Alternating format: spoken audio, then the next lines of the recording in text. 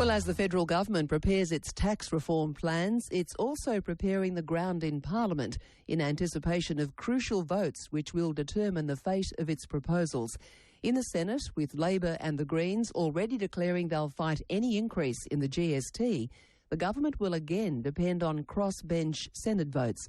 And in a sign the government is already moving to win support in that quarter, the Prime Minister has held a 45-minute meeting with those senators, and he did it in a new meeting room provided for their convenience. One of the crossbench senators is David Leyonhjelm. He's speaking here to Marius Benson. Senator David Leyonhjelm, you had a meeting with the Prime Minister on Monday, and a fairly lengthy meeting at 45 minutes. Was it productive? Yes, well, it was the first, so it was sort of getting to know him a bit, him getting to know us a bit, and the crossbench doesn't work together very much either, so we're not really used to working as a group. So, yes, it was productive, but it was still a bit preliminary, I suppose you could say. Is it very different to dealing with Tony Abbott, because he lost some support amongst the crossbench when he described the Senate, amongst other things, as feral, and you yourself said there was no antagonism towards Malcolm Turnbull, which was not the case with Tony Abbott? Yes, I think that is the difference. There's a general willingness amongst the crossbench, I think, to give Malcolm the benefit of the doubt, work with him. There's no hostility towards him. Everybody listened to him. He listened to the crossbenchers who spoke to him. He is a sort of a listener and doesn't rule things out. He's interested and engaged. So from a communication point of view, it was more positive than we had with Tony Abbott. Having said that, we never met Tony Abbott as a group. That wasn't necessarily his fault. The crossbenchers only relatively recently started meeting as a group. Up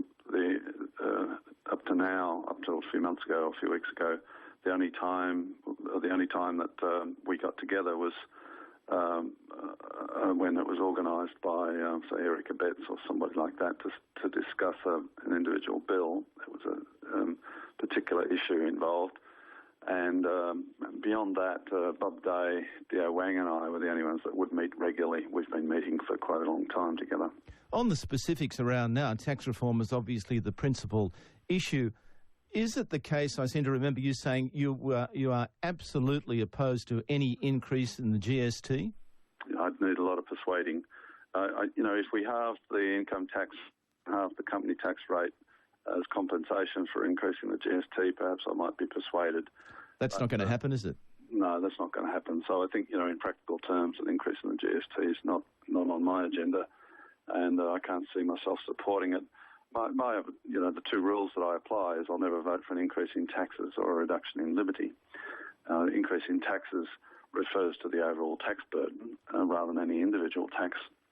But the history with GST in other countries is once you start increasing it, it gets a lot easier to increase it another time, a second time, and a third time, and so forth.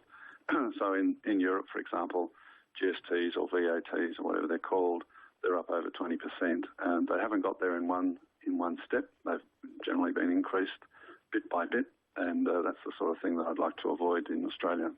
Senator Leyonhjelm, just returning to the meeting with the Prime Minister on Monday, that meeting took place, we are told, in a new dedicated meeting room, which is described in The Australian as overlooking trees and a lush green soccer field, and that is now a dedicated meeting room for crossbench senators. Do you think the government, in providing that, is doing a bit of duchessing?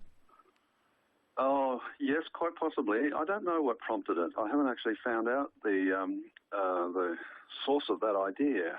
We received a letter from the President of the Senate saying this room has been set aside for us, and telling us it's exclusively for our use. There's a meeting table and chairs in it.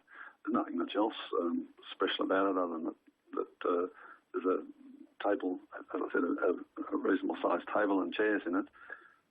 It's nothing plush. It is on the first floor of Parliament House, so we get a bit of a view out of the window, but you wouldn't want to suggest that it's gold-plated or anything like that. But it is a very good idea, whoever came up with the idea to make a meeting room available to the crossbench. It has helped us to get together more.